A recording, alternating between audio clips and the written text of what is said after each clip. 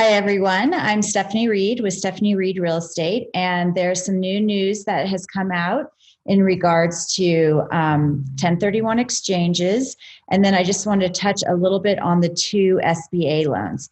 So first of all, the new rule that just came out for the 1031 exchange is that if you have sold your old property and you're in the process of your 45 days or your 180 days, and it falls between April 1st and July 15th, you can actually just use the date of July 15th. So it extends your time, hopefully.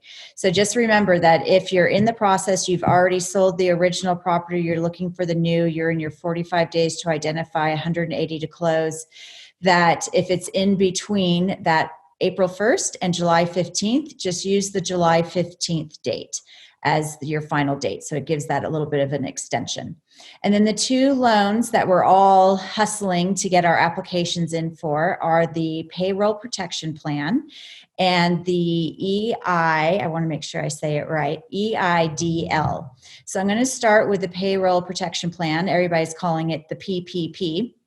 So I just wanted to throw out a couple highlights that have been questions that people have been asking, and I feel like I have just gotten some pretty solid information on it. So people have asked, it says only to put in your payroll and you times it by the 2.5. And then it's saying that you can use it for utilities, rent, mortgage, insurance. Well, that's because they've added that 0.5 on that 2.5. That 0.5 is what would be covering your utilities, rent, mortgage, etc.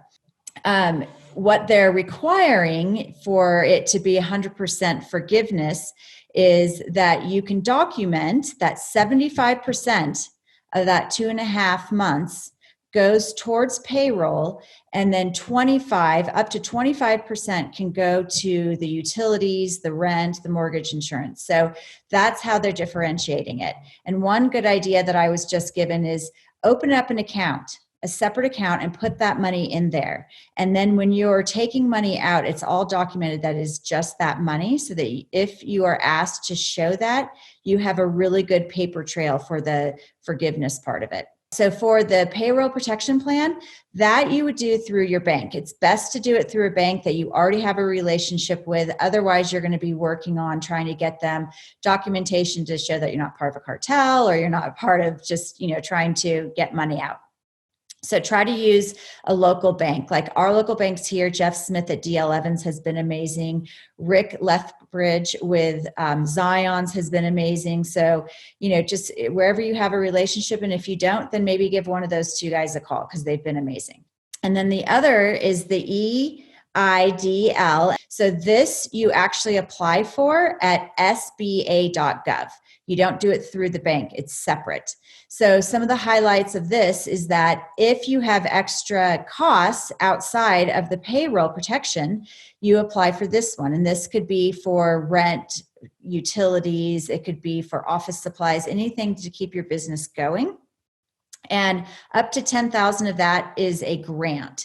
So if you are getting both the PPP and the EIDL, they're going to take that 10,000 out as a net from both of those. So you just have to remember that. I think that basically covers it. So if you have any more questions, it's best to talk to your banker. It's best to talk to your CPA. But I just wanted to throw out some of those top little questions people have been asking, and for a little bit of guidance. So I hope that helps. Hope you have a great Easter weekend. Take care. Bye-bye.